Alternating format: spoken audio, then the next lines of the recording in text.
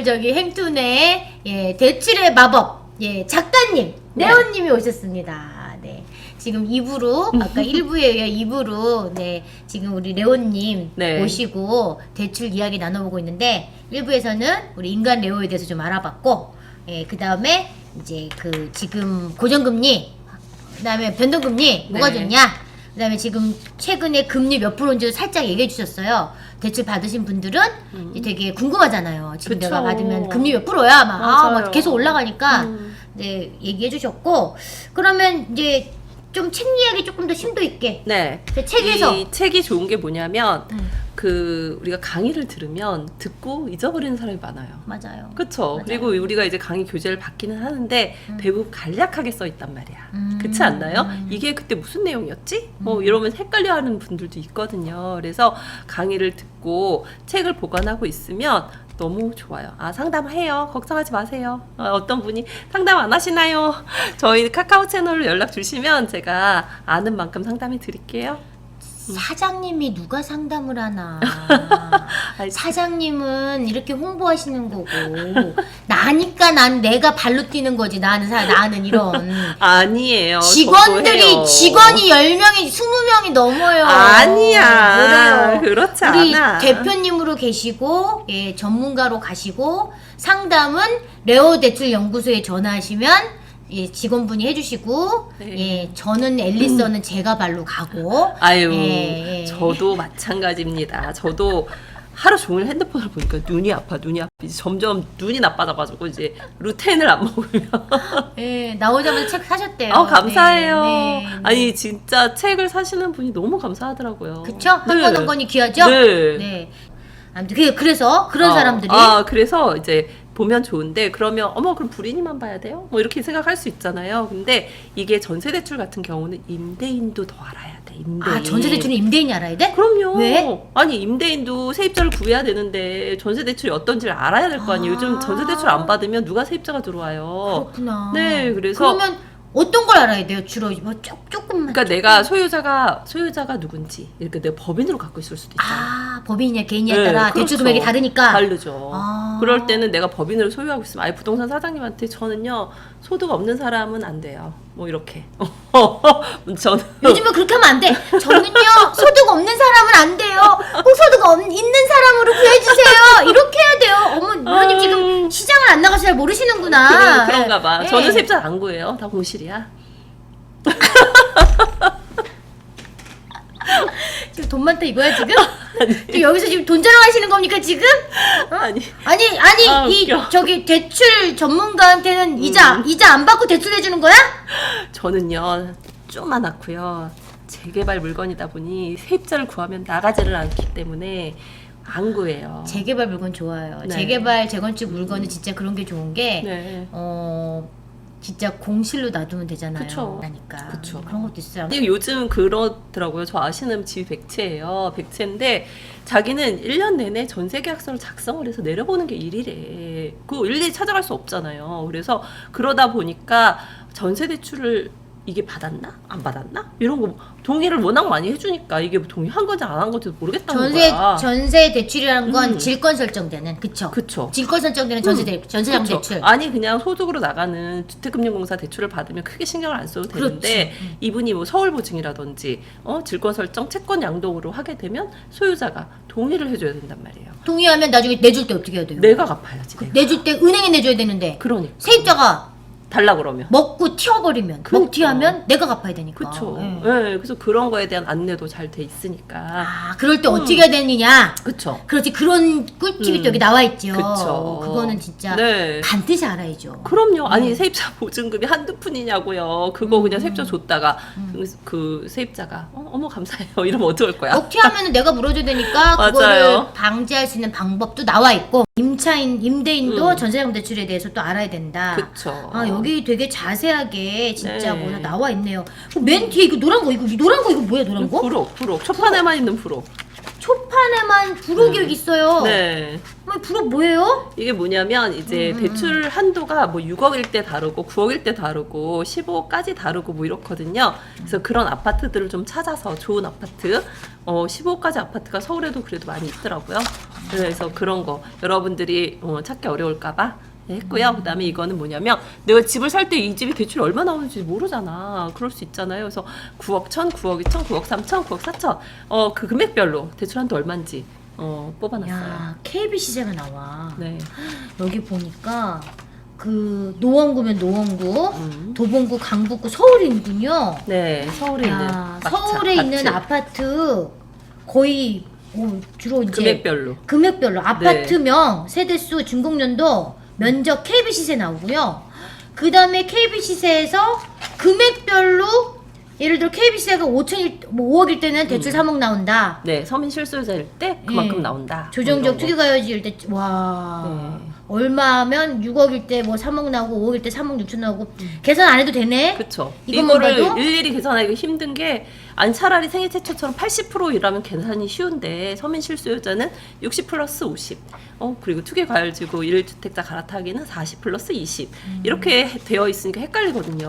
어떤 분들은 제가 40 플러스 20인데요. 그러면 그럼 서울은 60% 나오나요? 그게 아니잖아. 9억까지 40이고 초과분에 대해서 20인데 계산하기 너무 어려워. 그러니까 저도 힘들어요. 막 이렇게 막 그 계산기를 맨날 해야 되고 또 어떤 은행은 또 40 플러스 20도 아니야. 거기다가 또 막 이상한 계산법이 또 막 있어요. 뭐 아랫자리를 떼버리라는 둥. 은행마다 개수란도가 다 달라요. 그래서 진짜 머리가 너무너무 그러면 요 부록을 보면 해당 아파트의 금액이 얼마면 그치. 얼마가 나온다. 딱 여기 나와 있으니까 너무 좋네. 편하죠. 너무 편하다 이거. 네, 너무 내가 뭐 좋다. 알아볼 때 굉장히 편하죠. 그러네요. 알아볼 때 편하네요. 네. 그럼 어떻게 서울 아파트를 가서 사야 되는데? 사야지. 네. 아까 우리 초반에 얘기했지만 이게 가난한 사람들일수록 사실 더 투자를 해야 되잖아요. 그런데 어릴 때부터 교육을 그렇게 못 받았어요. 맞아. 어릴 때부터 항상 그 저축만이 살 길이다. 뭐 빚지면 큰일 난다. 빚지면 빨리 갚아라. 뭐 이런 얘기를 듣고 자라다 보니까 마인드 자체가 열리질 않아요. 그런데 부자들은 어릴 때부터 그 부모님들이 대출 받는 거를 계속 보면서 자랐단 말이에요. 그러니까 대출에 대해서 굉장히 마인드가 긍정적이에요. 내가 돈이 있어도 뭐 내 돈을 그냥 남겨두고 대출 다 받아서 레버리지 이용할 거야. 이런 생각을 하고 있는데 이게 그렇지 않은 교육이 되게 중요하니까 우리 여기 지금 듣고 계시는 분들은 다 열린 마인드시잖아. 그러니까 그렇게 교육만 시켜도 괜찮을 것 같고요. 맞아요. 제가 부동산 기초반을 계속 하면서 대출 얘기 되게 많이 하거든요. 제가 레오님 소개 많이 하면서 대출 받아야 된다고 막 얘기하는데 네. 그 사람들이 제가 막 대출 받으라고 그러면 처음에는 되게 이상하게 생각하는데 왜 그런 거 있잖아요. 우리 여기 책에도 나오잖아요. 그 대출로 인해서 인생 역전하는 거. 그럼요. 많아요. 많잖아요. 네. 대출 받아서 인생 역전. 저도 사실 그렇고. 그쵸. 네. 대출이 결국은 돈 없는 사람들한테 사다리가 되잖아요. 그럼요. 네. 이제 사다리가 남아있는 게 별로 없어요. 변호사도 그렇고 그렇잖아요. 그런데 이제 대출은 근데 많이 좀 힘들어지긴 했지. DSR이나 뭐 이런 것 때문에 또 소득이 있는 사람이 또 들어와야 되는 시장이긴 하는데 이게 너무 급하게 하지 말고 부동산은 어차피 시간에 투자하는 상품이잖아요. 그쵸? 시간이 오래되면 뭐 하나씩 조그만 거라도 시작을 하면 결국은 부자가 될 수 있다라고 저는 생각하거든요. 그래서 너무 막 급하게 지금 금리가 이렇게 비싸서 내가 뭘 하겠냐, 나는 부자가 못 되는 거 아니냐 이렇게 생각하지 말고 이럴 때일수록 앨리스님한테도 배우고 공부도 하고 뭐 지금 뭐 강의 커리큘럼도 되게 좋은 거 많으시던데 아까 보니까 그쵸? 지금은 이제 그 공부를 하면서 지식을 좀 쌓는 게 좋을 것 같아요. 왜냐하면 제가 항상 하는 얘기가 뭐냐면 우리가 진짜 막 부동산이 화랑이야. 그러면 우리 뭐 이러고 앉아 있겠어요 지금? 빨리 가서 사야지. 공부를 언제 해? 안 그래요? 지금 막 다 책 주문하러 가지. 책 몇 권 산 거야 지금? 정말요? 다 책 주문하러 갔어요. 책. 어떻게? 감사해요. 너무 감사하죠. 네, 우리- 맛있는 거 사드릴게요. 아니 행정 식구들이 이렇게 따뜻해요. 강의도 와서 또 해주셔야죠. 맞아요. 책 출간회도 하고. 네. 아무튼, 나중에 상담도 잘해드릴게요. 네. 저 팔고 상담 받으세요. 그럼요. 예. 네. 그렇군요. 네. 그래서 지금 그럼 질문들 조금 받아볼게요. 네, 제가 그러세요. 아까 사전에 조금 질문 받았거든요. 요즘 사업자 대출 80%까지 안 해주는 분위기라는데 맞나요? 네, 맞아요. 이게 왜 그러냐면 어차피 사업자 대출은 은행들은 다 마찬가지예요. 연말이 될수록 이제 별로 안 하고 싶어. 이제 벌써 연말 분위기야. 그래 벌써 연말이야? 네. 아니 은행은 원래 이제 한 이쯤 되면 연말이에요. 돈이 떨어졌어? 그렇죠. 돈도 뭐 사실은 대출이 많이 안 나가서 돈은 안 떨어졌는데 그래도 그냥 영업에 대한 마인드가 뭐 어느 정도 실적도 채웠을 거고 그래서 조금 이제 덜 막 공격적으로 하진 않아요. 그냥 있는 거 좀 뭐 적당히 팔았으면 좋겠다 이렇게 생각을 하고 있고요. 그리고 일단 은행도 제가 은행이 항상 드리는 말씀이 굉장히 소심한 집단이야. 소심해. 소심해. 예, 나 손해 보는 거 진짜 싫어. 그 손에 안 보여. 그쵸. 근데 약간 뉴스에서 맨날 뭐라고 나오냐면 집값이 조정을 받는다. 그렇게 나오잖아요. 이게 금매만 KB금 떨어진다. KB가 약간 조정이 되기도 하고 그리고 자기네들 딴에는 이게 사실 금매만 거래가 되다 보니까 이게 뭐 그게 떨어지는 것처럼 보이잖아. 그러다 보니 그것까지 감안을 해서 80%는 좀 많은 것 같아. 그냥 70%만 하자. 뭐 이런 식으로 이제 은행에서 자체적으로 좀 조율을 하고 있어요. 근데 그거는 은행별로 좀 다르잖아요. 다를 수도 있어요. 근데 이제 80%까지 하려고 하면 금리가 높은 쪽에서만 하려고 하니까 우리 또 금리 높은 거 별로 안 좋아하잖아. 그러니까 우리가 이제 좀 금리도 웬만큼 적당하고 뭐 그런 경우는 70에서 75% 정도 선에서 진행이 하고 있다라고 생각하셔야 될 거예요. 그다음 이제 두 번째 100%? 두 번째 질문. 선순위 대출이 있을 때 뒤로 전세 대출 가능 금액을 계산하는 법이 궁금하다? 네. 이건 책에 나와 있는데 일단 뭐냐면 이제 우리가 대출이 있으면 전세 대출이 안 나오나요? 이렇게 생각할 수 있거든요. 소유자의 대출 때문에 안 되나요? 책 구매 많이 해주셔서 너무 감사드려요. 정말. 지금 네. 지금 3,800 빠지면 어쩔까? 지금 책에 눈이 어두워서. 이 1,800원에 눈이 어두워가지고. 근데 2,800원이 뭐라고 하면 속상해. 웃겨요.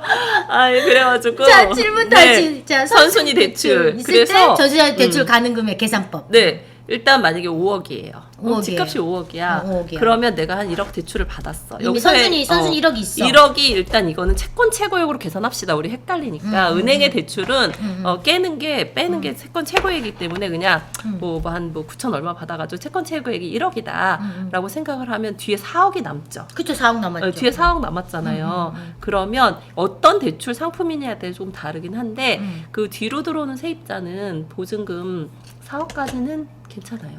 진짜? 네, 4억에 80%, 48에 32, 3억 2천까지 대출을 받을 수 있어요. 근데 그렇게 계산하는 방법이 있고 또 하나는 서울보증 같은 경우에는 5억에서 일단 80%를 해요. 그럼 80% 했더니 4억 나오잖아요. 근데 집주인이 대출이 1억이 있어. 그러면 한도가 4억밖에 안 돼요. 아니 3억밖에 안 돼. 3억. 여기서 1억 빼야 돼. 그러니까 먼저 하느냐 나중에 하느냐 그 차이군요. 그러니까 어느 정도 집주인의 대출이 있으면 연관을 받는다. 이게 영향을 받는다. 아주 안 받지는 않는다라고 생각을 하면 되는데 이게 집값이 뭐 워낙 비싸. 한 20억 돼. 20억 되는데 집주인 대출 한 4억인데 전세 보증금 5억이야. 뭐 너무 많이 남잖아요. 그러면 뭐 아무 걱정 안 하셔도 돼요. 우리가 이렇게 비싼 집 갖고 있는 사람이 없어요, 몇. 왜 그러십니까? 아니에요. 아니에요. 지금 제가 물어보는 저 질문자가 저렇게 비싼 집을 갖고 있지 않아요. 네.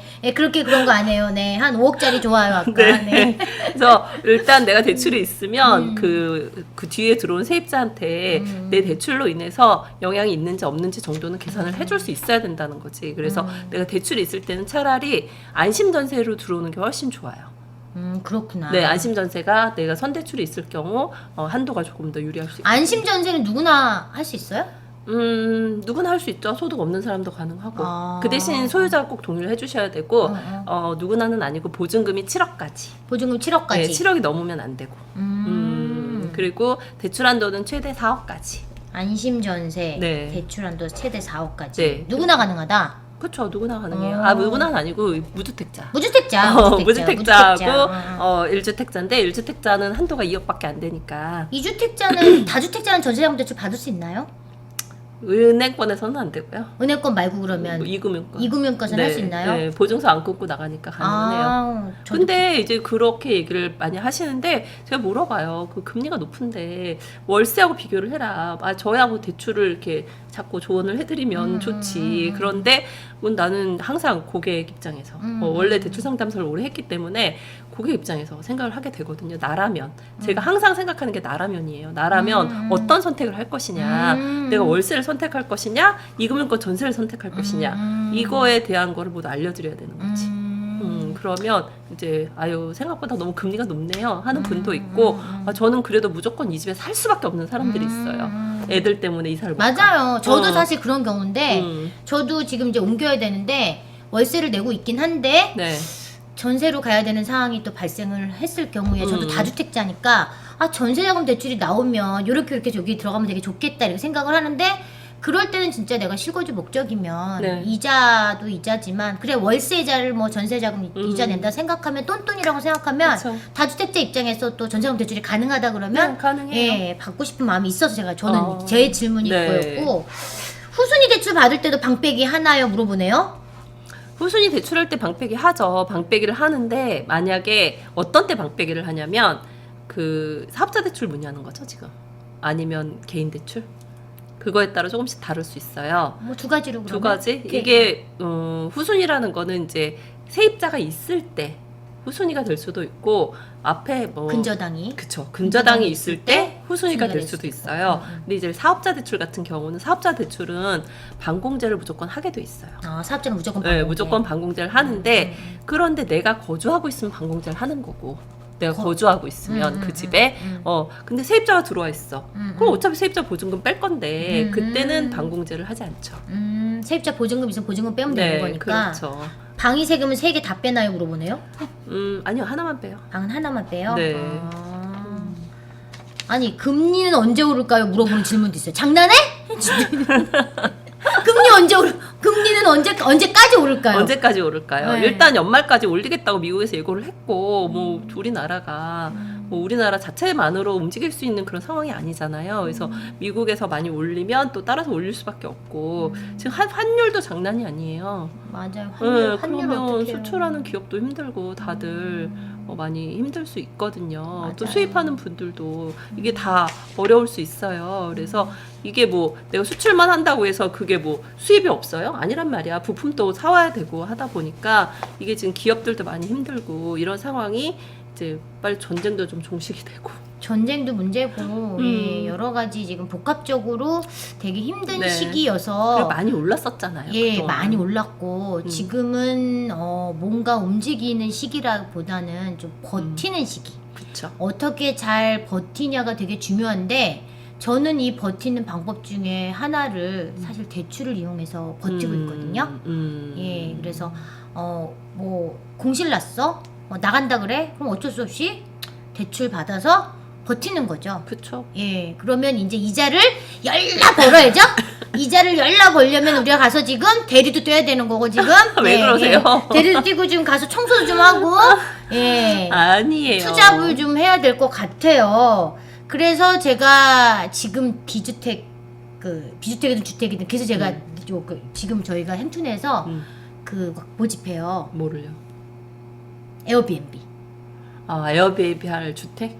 공실 지금 많잖아요. 아 그쵸. 공실 지금 대출 받아서 월세 나야 되는데 월세 안 나가서 그냥 대출 받아서 에어비앤비 돌려라. 그 에어비앤비에 들어오는 고객은 누구예요?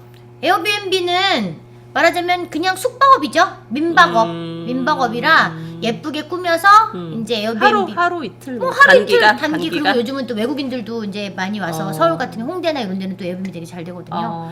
그래서 이제 뭐 에어비앤비 하라는 게 아니라 지금 이제 행춘에서 지금 에어비앤비 강의 특강도 모집하고 있는데 어쨌든 우리는 어떤 수단과 방법을 가리지 말고 버텨야 되니까 그쵸. 이 버티는 방법 중에 대출을 이용해서 버티고 또 대출 낸 것들을 또 어떻게 이자를 낼 거에 대한 그렇죠. 또 방법도 강구해야 되잖아요. 그럼요. 이게 그 어느 정도 해지를 해줘야지 내가 그냥 이자를 생으로 계속 내면 너무 힘들거든요. 그래서 뭐 말씀하신 대로 에어비앤비로 뭐 이자를 전체 이자 금액을 벌지는 못하더라도 뭐 반이라도 좀 벌다거나 뭐 그렇게 되면 좋을 것 같아요. 최근 수익형에 되게 관심을 많이 갖는 게 이게 제가 봤을 때는 부동산 상승 후반부로 갈수록 이제는 이제 처음에 막 오를 때는 전세 투자하고 예.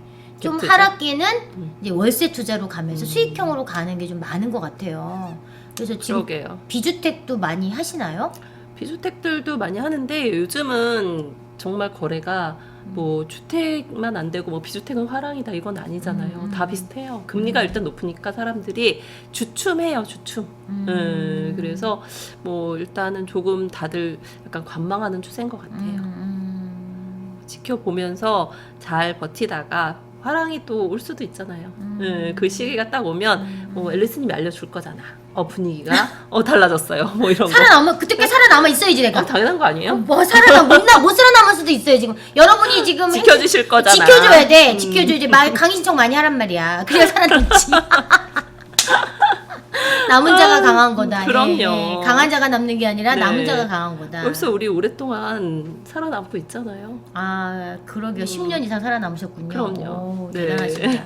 저도 14년부터 투자를 시작했기 네. 때문에 근데 한편으로는 저는 이제 14년에 시작을 했기 때문에 하락기를 마주보지 못했어요. 아. 계속 하락이어서 부동산이 꺾이기는 하나?